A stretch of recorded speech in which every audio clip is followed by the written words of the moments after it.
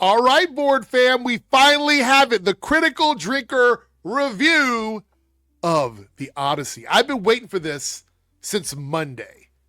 I've wanted to react to his take since Monday, so I'm so excited to do this with you guys. It's Friday. We spent all week listening to so many of these flop watchers cope and seethe and try to make excuses for every issue they have with the movie. It's been quite entertaining, I must say. Now, when I saw this video drop, I put it to the side. I have not watched 1 minute of this video. I was like, I'm going to wait and record my reaction without even taking a moment to check out what he's going to say, because I want to be just as shocked and surprised as you guys are. Let's recap quickly before we watch this video where we're at with this movie and everything that he did. It's going to be very quick here. Everything he did to try and make it fail.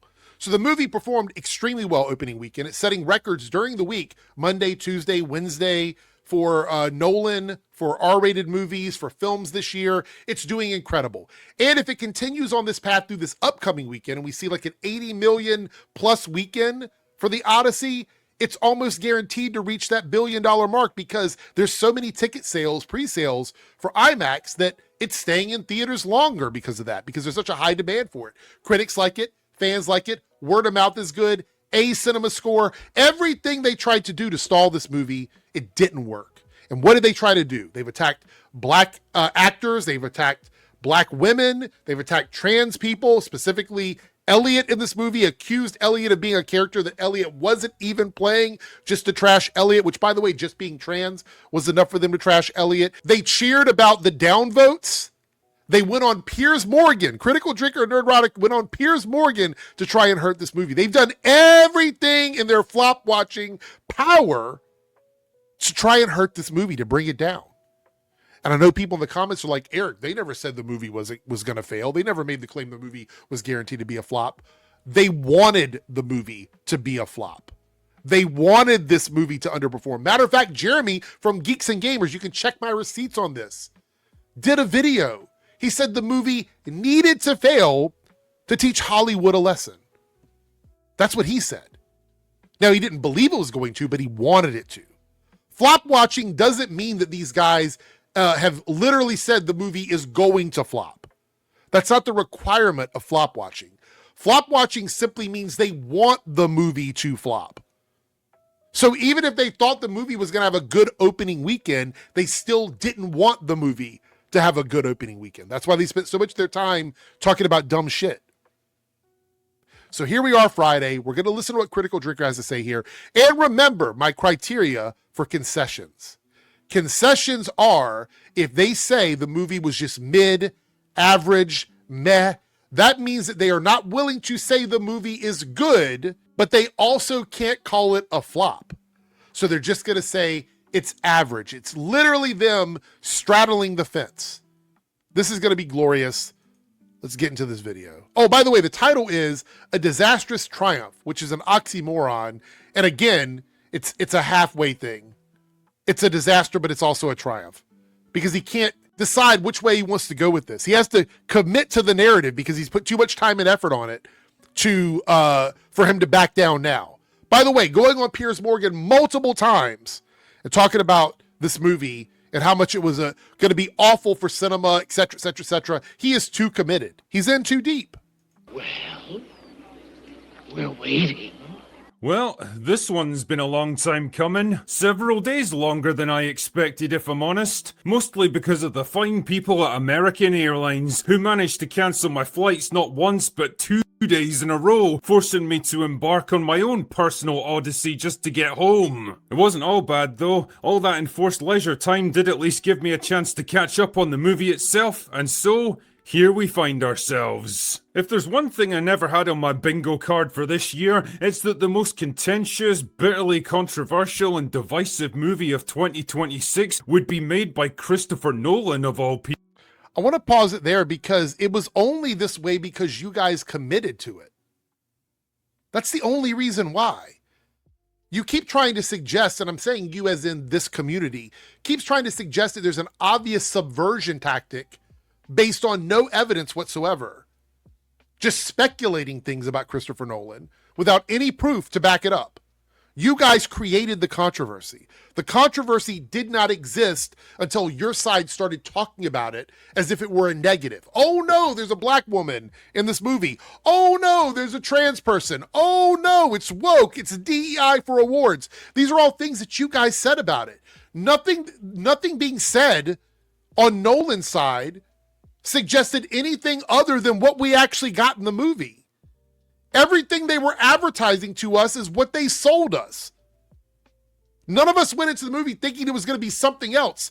That's really unique to the brain rot side of the internet, the side that these channels exist on. It's crazy. People, depending on who you talk to, the Odyssey is either a disgusting cinematic abomination that completely subverts and disrespects Homer's original work while shamelessly pandering to the mythical modern audience, or an undisputed masterpiece of film, the crowning achievement of Nolan's career, and a strong candidate for the greatest thing the human race has ever achieved. Okay, hyperbole aside, he said mythological modern audience. Is it mythological if the movie is making a ton of money? I don't see how that adds up. If the modern audience doesn't exist, which is the side that you guys fall on, that's your side. If the mythological modern audience does not exist, then how is this movie making so much money? This is the argument that you guys have made. Again, without any evidence whatsoever. And as far as the hyperbole about how good the movie is, again, that's subjective. I don't care about subjective shit. Love the movie, hate the movie. That's not what I'm doing. That's not what I do over here. If you simply don't like the movie, fine. I'm not trying to convince you otherwise. I don't like liars. I don't like scammers. I don't like people who attack marginalized communities to turn a check over on YouTube and social media. I think it's disgusting, and that's what these channels do. That's what you guys do. So you sit on the side of the mythological modern audience, which, by the way, you talk about it being divided. That also is a lie. Because if you look at all of the reputable sources that track how the audience feels about movies, the ones that actually, I don't know, require you to have proof of seeing the movie before you can vote, not a fake dislike button on YouTube where you can manipulate that with an add-on and you can just have 1 million accounts and downvote it. Like those types of metrics don't matter. You guys are mad that the metrics that do matter, the ones where they actually track true audience reception, all seem to love the movie. So this divided audience thing that you're doing here is a myth. It's not real. It's folklore. It's cap. It's fake shit. That is not true. It is a lie. But let's continue because you have an opinion piece here in front of us. So let's see what you have to say about this. Fucking calm down, love. But no matter which side of the divide you come down on, half the movie-going world is gonna... There's no divide here. It's a very tiny fraction of internet people terminally online that want to hate shit. The divide comment is so misleading. Despise you until the end of time itself. Welcome to America. Here's the thing though, dear viewer, real life is a bit more complicated and nuanced than that, and as it turns out, so is the Odyssey. And now that I've had a chance to experience Christopher Nolan's wannabe magnum opus for myself, what is my verdict? Meh. I know that's... Concession! Board fam, we love to see it. It is meh, it is mid, it's a 5 out of 10. This is the same talking point that every one of these fucking channels has about this movie. There's no way you can convince me that every single one of these guys who attacked the movie and called it woke and DEI and there's a black woman in it, there's no way you can convince me that all of them went to the movie and the best we got out of it is a meh. It's a meh. That's it? That's all you got? I thought it was going to be a disaster because of the modern audience angle and the wokeness. Matter of fact, disastrous triumph, oxymoron in the title, is you again, as you were trying to do in this video, play it off like there's some true fan divide. There's not. There was your camp, that was screaming about it. And then the majority of people in the real world that aren't terminally online, because all of this isn't real life, they went and saw the movie and they liked it. But you can't even commit because you have an audience to pander to. Sounds like a bit of a weird reaction considering all the hype around this film, but it's the word that best sums up my feelings by the time the credits rolled. I just didn't feel much of anything. Right. For all the controversies and culture warfare swirling around it, The Odyssey was pretty much exactly what I expected from a late-stage Christopher Nolan film. Technically impressive and commendably ambitious, visually dour and bleak, emotionally sterile, and weirdly lacking in pace, urgency. So that's not a meh. Those are all, hold on, let's run it back. Like, you give like 1 or 2 positives and then a bunch of negatives. Nolan film. Technically impressive and commendably ambitious, visually dour and bleak, emotionally sterile, and weirdly lacking in pace, urgency, or satisfying payoffs. Populated by cold, distant characters that give nothing away and invite no empathy from the audience. Dialogue that's jarringly clunky and on the nose, often delivered by talented but miscast actors, and ultimately, an ending that fails to capitalize on its incredible build-up. So 2 positives and the rest are negatives, and you land in the middle? It again sounds to me like you can't commit because you know it sounds stupid as fuck. You know it sounds like cope. That's what it sounds like to me. Like, be honest. If you really hated that much of the movie and you thought so much of it was bad, why give it a meh? Why give it a I don't care? Why? If this were any other movie, like, I don't know, Supergirl or any Marvel movie, and it ended up getting, like, blasted on social media and the box office was low, you would have went all in on it.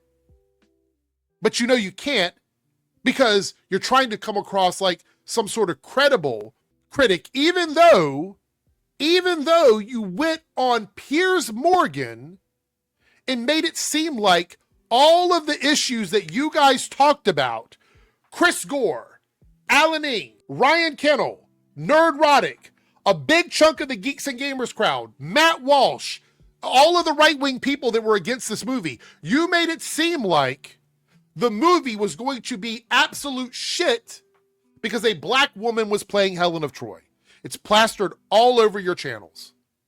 Video after video after video, live stream after live stream after live stream.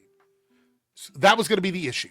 And if it wasn't that, it was Elliot Page playing Achilles plastered all over your thumbnails. Or it was accusing Christopher Nolan of chasing a DEI ranking for an award show. But you're like, oh, no, that wasn't an issue. It was just boring. So you harassed all of those people. You attacked all of those actors, subjected them to racism, transphobia, bigotry. You did all of it to only be completely uninspired by the movie. So uninspired that you don't really have a lot to say about it in the sense of like, meh. But I thought it was the downfall of cinema. I thought this was one of the worst things that could happen to movies. Meh. A movie about love, yearning, adventure, wonder, mysticism, and epic mythology woven together by a man who either can't or won't understand any of those things. Right. All right, so I just want to point out, I skipped a huge chunk of this video because he does what so many of these channels do. He just literally recapped and spoiled the entire movie with very little like commentary about it. So we're skipping through all of that, and now we're getting back into the point where he is giving his thoughts on the movie. So here we go. You know, when I see the frankly ludicrous amount of praise that's been heaped on this movie over the past week, it kind of reminds me of the borderline hysteria around Black Panther a few years ago. Interesting that you immediately talk about a movie with a majority black cast and black production. The irony isn't lost on me that you're making those comparisons. Black Panther, The Odyssey. You know, you got to stay on brand with the very loud racist dog whistles. Your audience gets it because they're already locked into it. But from the outside looking in, it's really interesting. Let's see where you go with it. with pretentious wannabe intellectuals terrified of getting lumped in with the unwashed plebs if they dare to criticize Nolan's masterpiece, or just Wannabe intellectuals? Are you sitting in front of a mirror right now? I think you should grab a mirror for that one. partisan culture warriors willing to say and do basically anything to— Wait. Hold on. This is really funny. It's really funny for you to use the term culture warriors and you're not including yourself in that phrase because you are a culture warrior. You're a culture warrior for the culture that you want. You want to point at other people and go, well, they're culture warriors. No, you absolutely are. Matter of fact, you guys are the culture generals. You and Nerdrotic and your crew, especially you two, because you can go on places like Piers Morgan and spout all of your nonsense and your propaganda, ideological, racist bullshit, sexist, homophobic bullshit. You can do that at a high level. So miss me with this shit that like people on Twitter or small YouTube channels or whatever are somehow warriors in the battle. If there's anybody out there fighting hard for their beliefs, it would be you and Nerdrotic. You guys are working overtime because the paycheck is good. So you can do all the racist, bigoted stuff that you would like to do, and you get paid for it at the same time. So it's a great, great combo for you guys. getting lumped in with the unwashed plebs if they dare to criticize Nolan's masterpiece, or just partisan culture warriors willing to say and do basically anything to own the chuds. Or own the libs, right? Or own the libs. Let's keep it 100. If you can say or do something to own the libs, you will do it. Nerdrotic literally tweets out, Miles Morales is Miles Morales.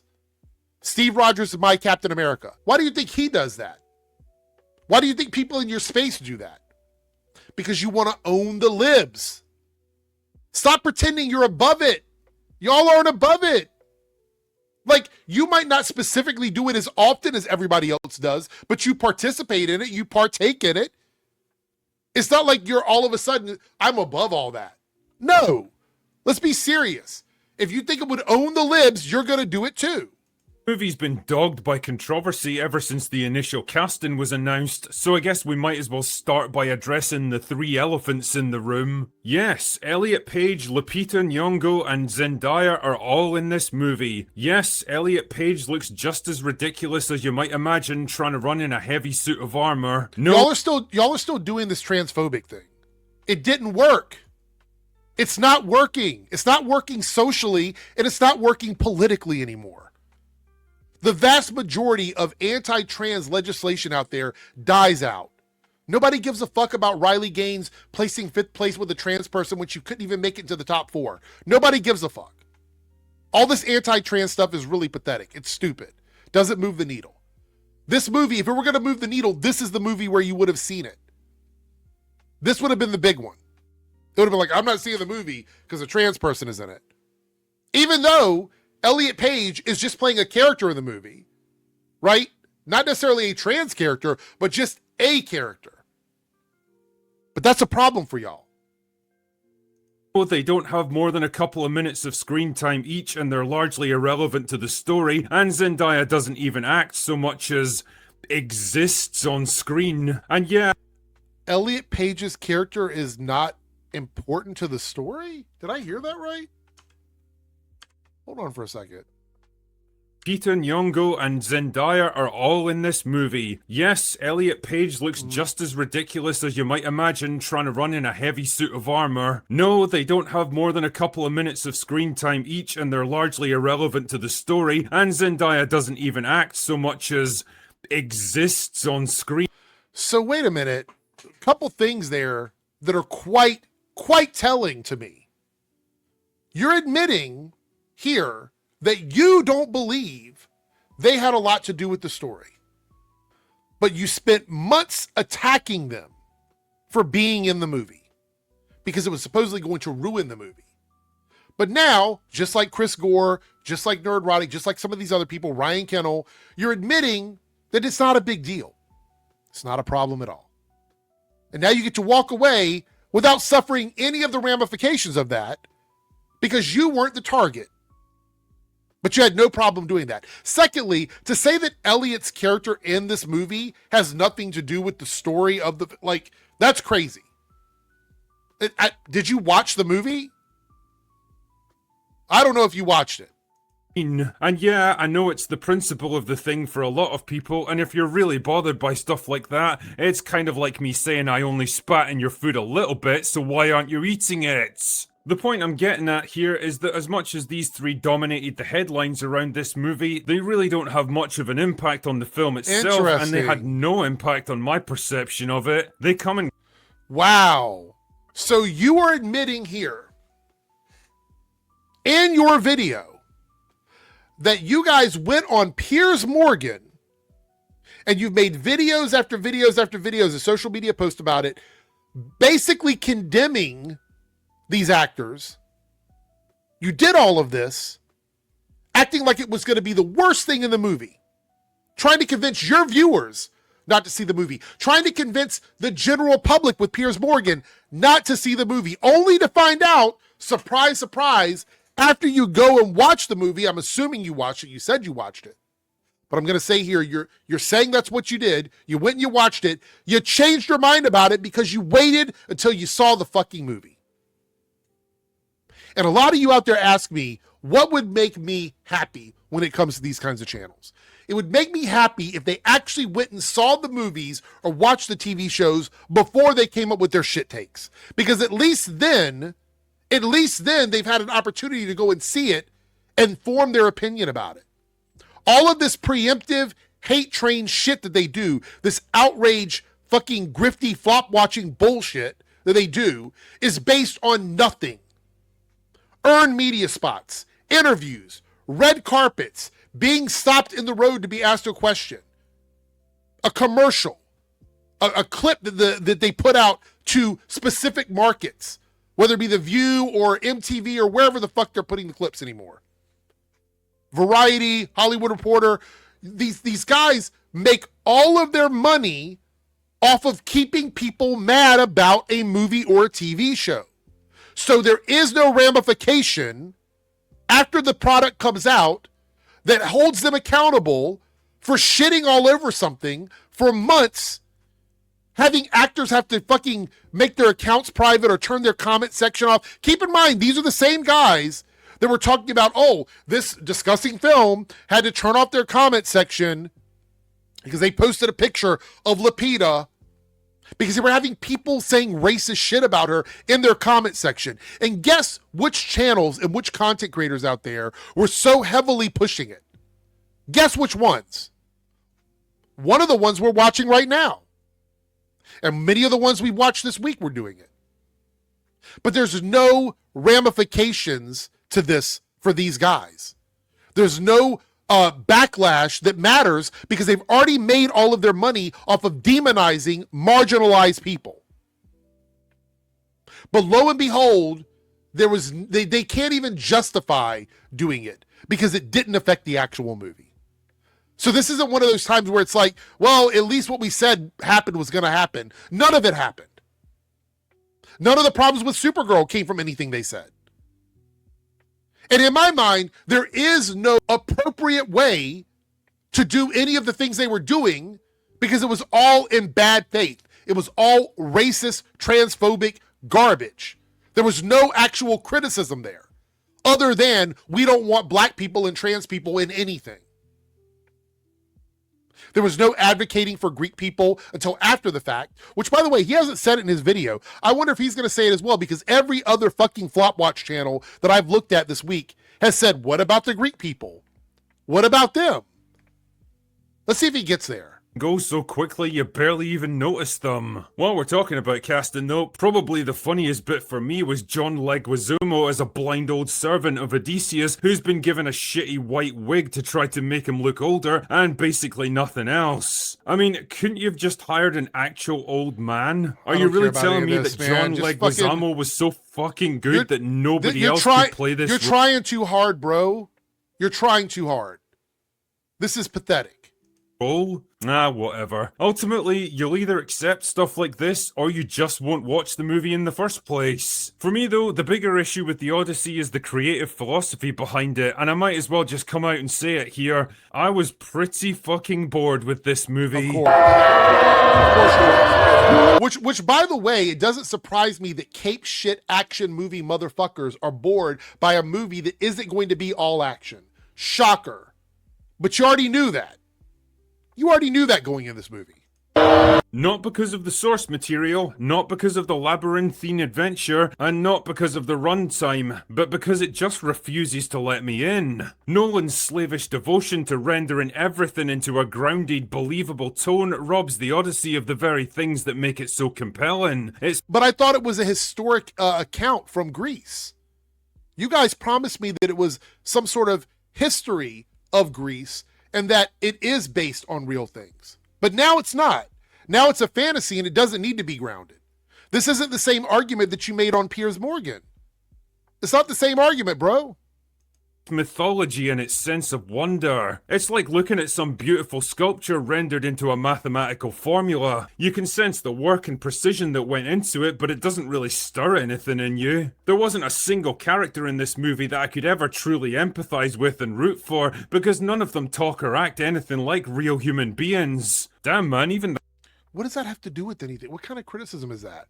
So now you want relatable characters. Now you want to see yourself in the character so you can empathize with them. You can kind of put yourself in their position. It's really funny how now you want some sort of representation that you can latch onto. It's weird how that works, right? the fucking gods are boring. I mean, really, Zendaya's the only one who takes physical form, and even then she acts more like Odysseus' conscience than an active part of the narrative. Spoiler alert for the movie, just gonna warn you. The current consensus is that she's not even really a god. She is just a bit of trauma that he's carrying around with him. Which is why it would seem like it's his conscience. There you go. Odysseus himself is written as this weirdly cold, distant, aloof figure who barely reacts to the things he sees and experiences. His decisions imply that he's got a strong sense of adventure, recklessness, and curiosity about the world, but his emotions and dialogue are the exact opposite. He's like an android journeying home with no particular sense of urgency or investment, simply because he's programmed to do it. Where's the loving husband and father desperate to see his family again? Where's the... It's a different version of the character from the story. I don't know how many times we have to tell these guys this. We've been screaming it for months. This is not a retelling of any specific older version of the Odyssey. It is Nolan's take on an updated translation. Judge it based on what it is and not what it isn't. That's not how you review movies. You don't go into movies and go, it's not all of these things that I think it should be. You should be judging it based on what was presented to you. The absent king, eager to retake the throne and lead his kingdom again. Where's the bold and witty adventurer? Did he do a good job as this version of the character in the movie that you watched? That is the question you should be asking as a film critic.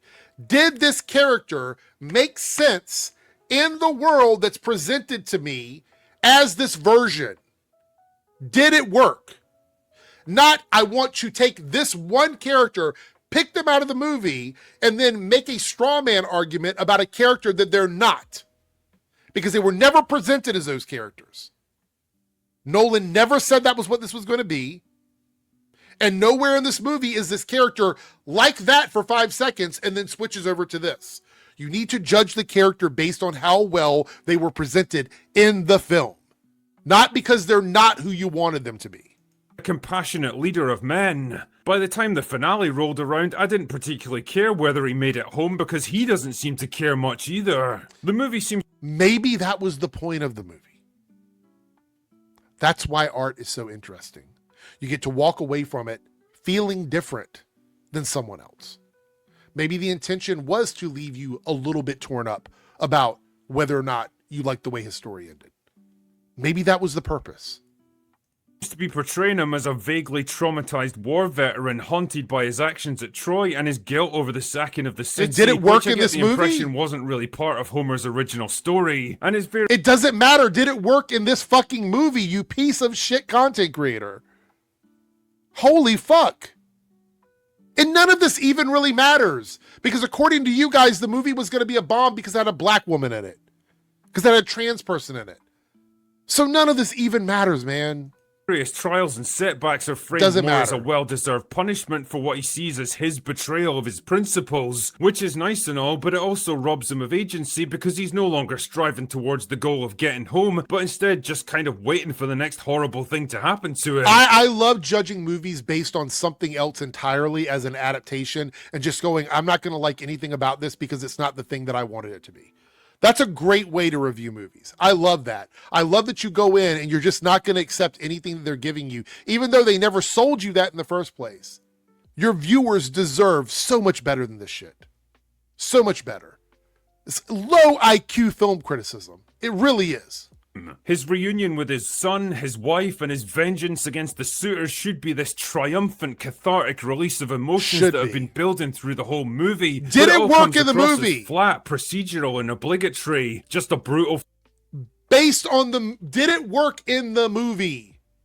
You're going, there's this thing that I want it to be. It's not that thing, and therefore it's not good. That's crazy. Fight in semi-darkness where you can barely even tell what's going on. Shit, man, even watching an old dog finally dying after being reunited with his beloved master for the first time in years, which should be an emotional slam dunk, doesn't really hit because the character himself barely even acknowledges it. Well, you've got problems. Another problem. Yeah, a problem where the movie is performing extremely well at the box office and almost everyone except for this fucking awful part of the internet. They all like it. You guys fucking are making every excuse you can about the movie. And it all seems to be the same fucking excuses. It's crazy. Here is the dialogue, not just the jarring use of American accents and modern slang, swear words and terminology, but how fucking on the nose and clumsy it is. 10 years on this fucking piece. Let's go home. Come on, Chris, you're fucking better than this, man. So do you want the Homeric Greek? Is that what you want? What accent should they be using? What accent? It's a bunch of white people from different parts of the world. What accent do you want them to use? What's appropriate for you? British? Scottish? Like, what is it? Which one would you prefer? They're using modern language because they don't want to have to deal with doing that. We're trying to figure out what accent they should be using and what language they should be speaking. It's okay. On the technical side of things, I'll at least give Nolan props for using practical effects as much as possible and shooting in real locations. That kind of shit really is a vanishing art, and it's nice to see that level of dedication and commitment in modern Hollywood. I mean, I'm not entirely sure where he did his location shooting, but it doesn't look or feel anything like the Eastern Mediterranean, where it's meant to be set. Right, with the right. washed out colours, overcast grey skies, and bleak. Why didn't you look up where it was filmed at then? I'm just saying, like to make a comment like that, this is a pre-recorded video. It's not like you're reacting to somebody or you're on a live stream. This is an edited video with a script. Why not just look it up?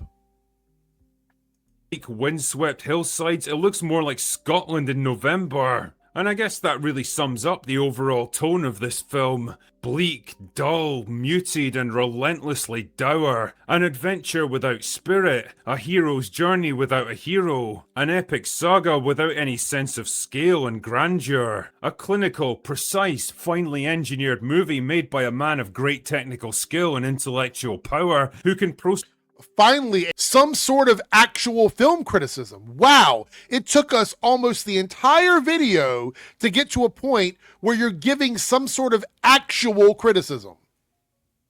It's crazy that it took this long. Process and study every line of the source material, but who seems to lack the romantic soul and the wonder and the sheer humanity to bring it all to life. For me, The Odyssey was an impressive, thought-provoking movie with an incredible cast, made by one of the most successful directors of his age, and it'll probably go on to rake in a lot of money and awards just like we all knew it would. But ultimately, it's a movie I love how you say knew it would. Like I said at the beginning of this video, it doesn't matter if you believed that it would make money. It also doesn't matter that you said, well, it's probably going to do well anyway. You wanted it to fail.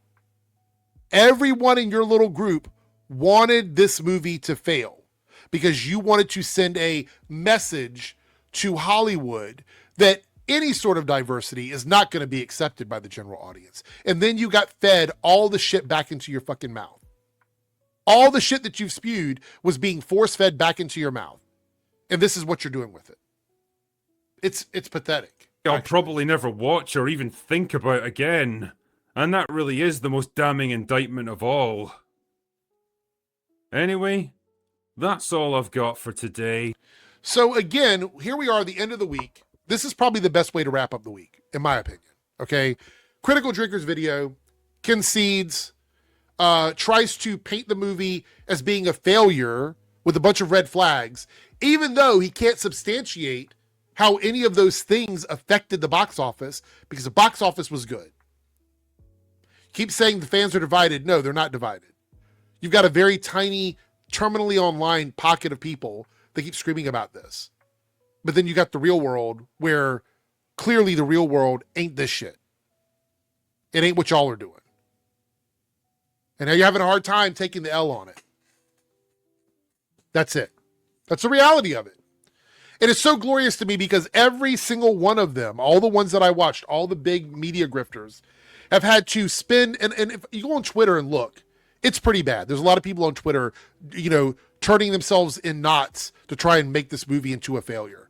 Whether or not it's inflation argument or dumb shit about how many IMAX tickets were sold. Like it's all like accusing Rotten Tomatoes of fake scores now.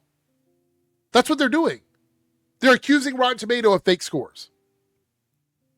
It's all pathetic shit. They have conceded. This is an absolute, total failure of their narrative. This is the worst thing that could have happened for them. They went really hard on this because they needed money. They needed money. There was a big gap of time where they bet. They were like, should we go after Spider-Man? Should we go after the Odyssey? Which one can we go after? We're going to do the Odyssey. And they bet wrong. They were wrong about it. And so I'm happy to end this week watching them struggle to come up with the reason why the movie is bad, considering they have nothing. They have nothing. And I love that. It's fantastic. Great way to wrap up.